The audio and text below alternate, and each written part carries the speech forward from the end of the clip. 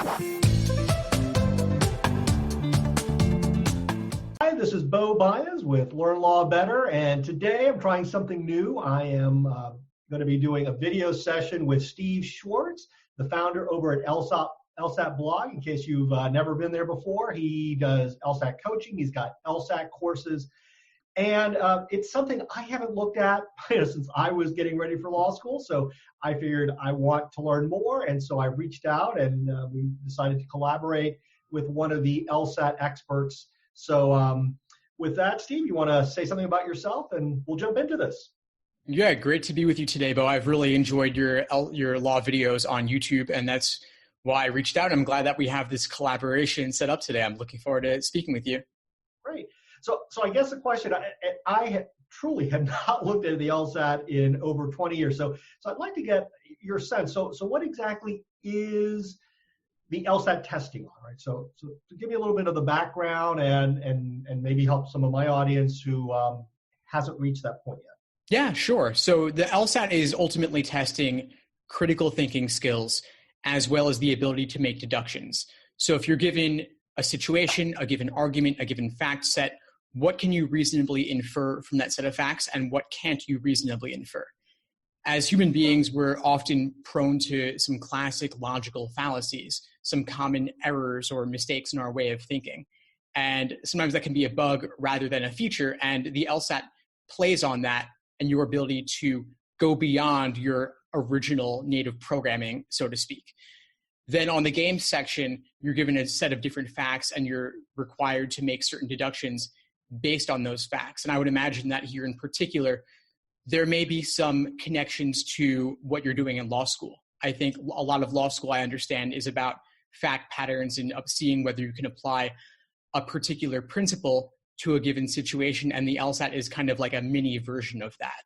So let me ask you, Steve. So again, and I haven't looked at this in a long time. So how many sections are there in the LSAT? What's kind of the format? So yeah, sure. To get more specific with it, there are 4 scored sections on the LSAT. One of them is the analytical reasoning or logic game section, where these are kind of like short puzzles, and you're required to create symbols and mathematically combine certain variables and certain rules and derive certain consequences. That's the most mathematical of the sections and typically the most scary to law applicants at first because it's so unfamiliar, but it often ends up being test takers' favorite sections, one of their favorite sections by the end. It certainly has been for me. And the 2 sections are logical reasoning, which are short arguments, like kind of bite-sized paragraphs. Each question is standalone, testing your ability to evaluate these arguments. And finally, there's a reading comprehension section, which overall will appear to be similar to SAT or ACT reading comprehension, although the emphasis is more on arguments rather than information. Oh, great. So also, people need to get high scores on the LSAT because that either gets them into a top law school, a better law school, and if they go to a lesser law school, get some scholarship money. So either way, there's an incentive to do well. So what kind of mindset does somebody need to do well on the LSAT? Ultimately, it comes around to what I was saying a bit about before, a critical and skeptical mindset, where you're not just taking everything that's stated at face value, but rather you're challenging, you're looking for weaknesses, you're looking for gaps and holes in a given argument. And that's what any test taker is going to want to do. But especially for those who are seeking higher scores, it's going to require not only understanding how to apply strategies that myself or another LSAT instructor could teach you, but rather understanding why the strategies work. Kind of like the beginning of a math textbook chapter, they'll explain how the formula is derived.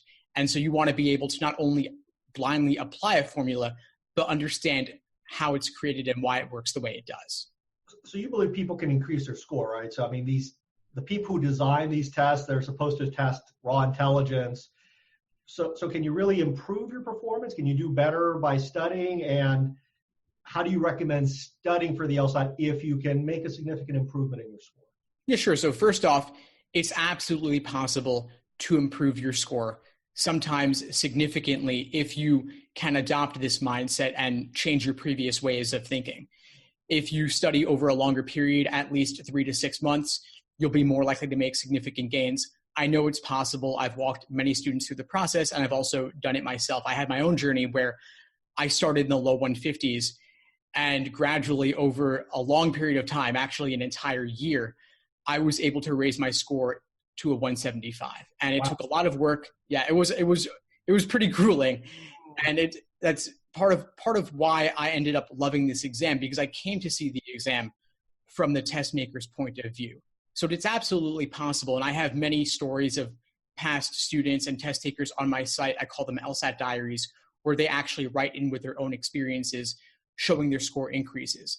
But ultimately, what it's going to take is using real LSAT questions, real previously administered LSAT exams, and putting in the work. A lot of times, students will use explanations as a crutch. And while explanations are valuable, it's ultimately not a substitute for your own thought process and changing it. You know, it's interesting. I share one story. So I have a former colleague of mine, law school professor, and very, very intelligent. And, you know, when I found out what law school he went to, it was a lower tier law school, which surprised me because he was an intelligent guy. So I started asking, well, tell me about your LSAT experience. Well, he bought a prep book the weekend before.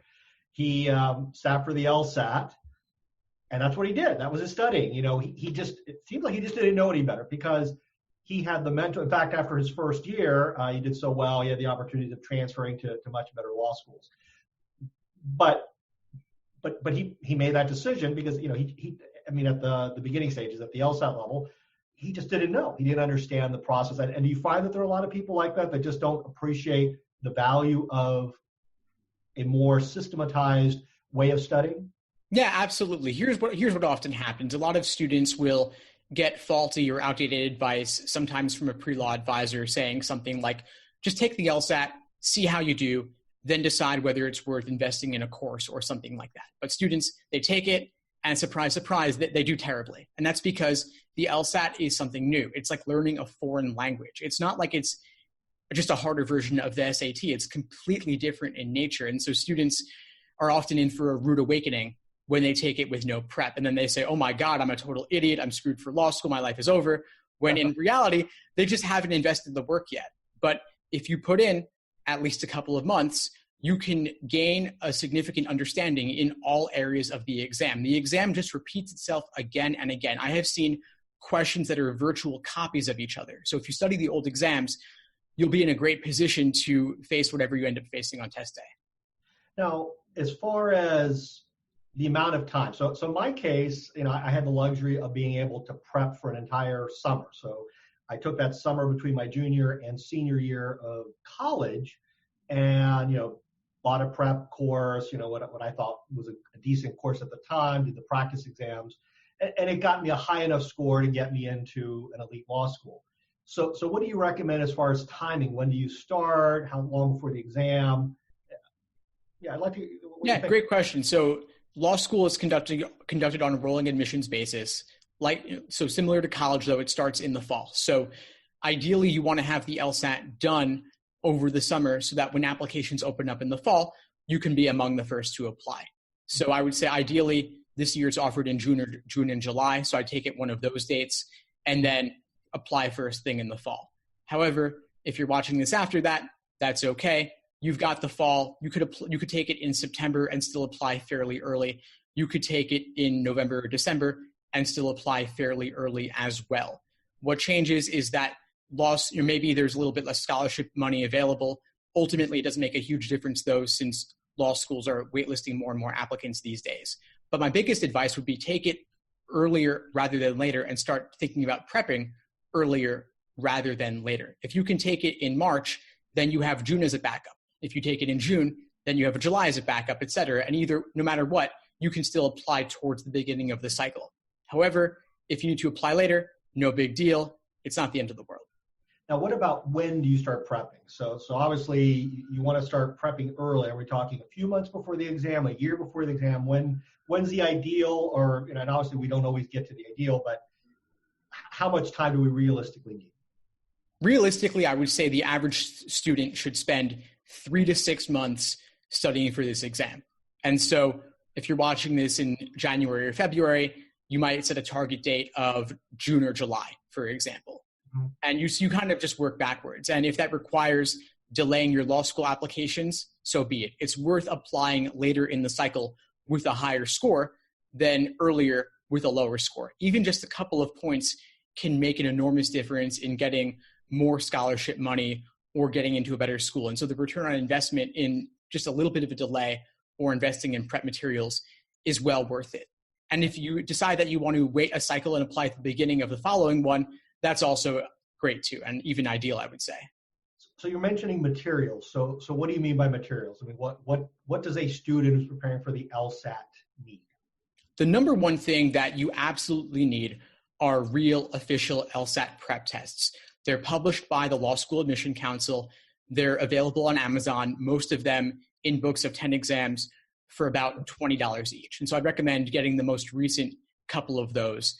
And then the individual exams, which are closer to $8 or $10 each, you have to buy separately. And students often hem and haw about spending more money on books, but it's really just a drop in the bucket. If one more exam or one more book gets you a single point, it could pay off with scholarship money. Like I said, thousands of dollars we're talking. So it's really a no-brainer when you think about it from that perspective. Don't cheat yourself by having not enough material. But aside from that, there's nothing else you absolutely need.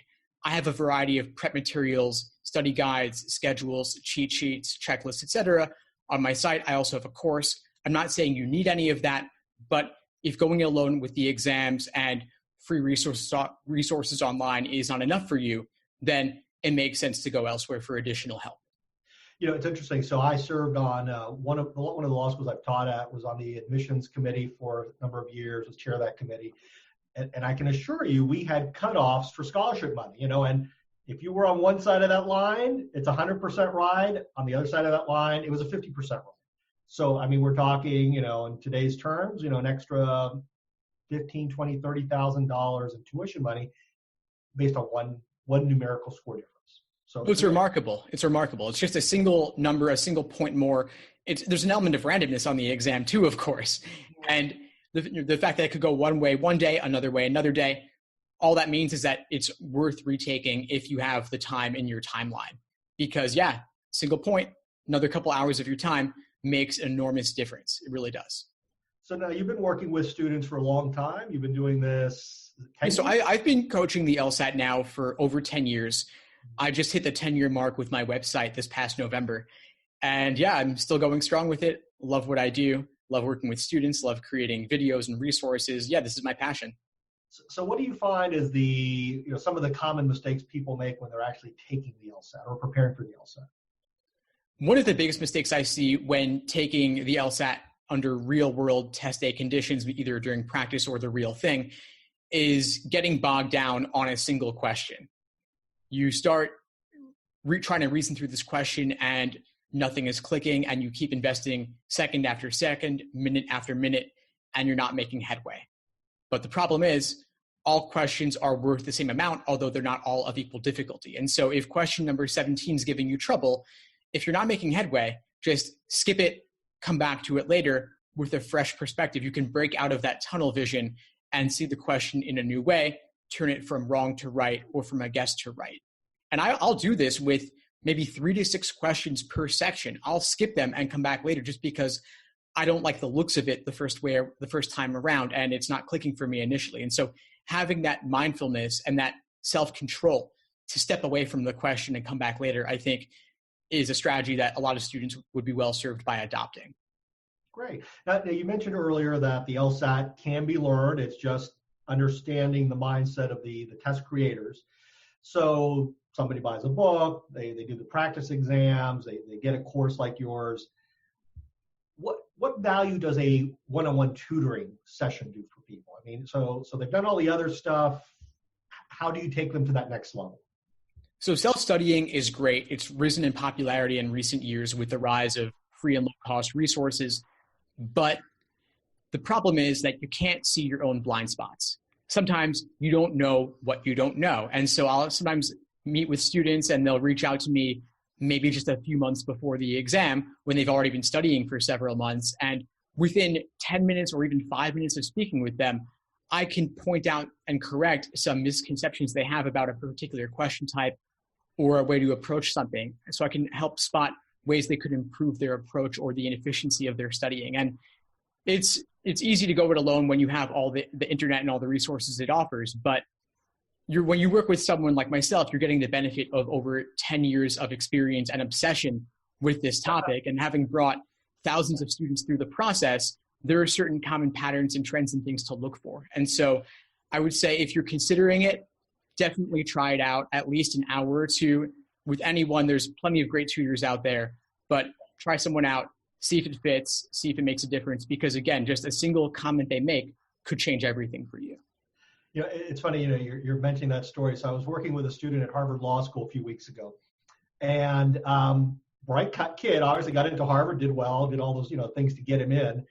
And of course, they don't provide a lot of advice once you're in law school. So kind of like you were saying, right? So I was able to see his blind spots. He rewrote the essay for me. He got it right. But it's just great seeing that aha moment with the student, and he just didn't see it, and he needed, as you say, kind of that guidance, somebody you don't know what you don't know, and you need that one-on-one guidance. So any other thoughts here before we wrap this up? I like what you're doing. It sounds exciting. I like to see somebody following their passion. I looked at your website and your videos. And by the way, if you haven't checked out his YouTube channel, it's at Law Blog. It's LSAT Blog, so just YouTube LSAT Blog. My apologies, LSAT Blog. And it is a lot of material, games, study strategies. I was very impressed by what you're doing on YouTube, Steve. Thanks, Bono. It's been a real pleasure speaking with you today. I guess the single thing I would leave students with is that a single insight can change everything. So if you're having trouble with the LSAT, don't give up. Reach out to others for help. Seek out additional resources, because sometimes there's just one little thing that can make it all click for you and make that difference. So thank everyone for watching. Please come over, check out my channel if you're not already there. Have a lot of free resources, and I'm happy to help however I can.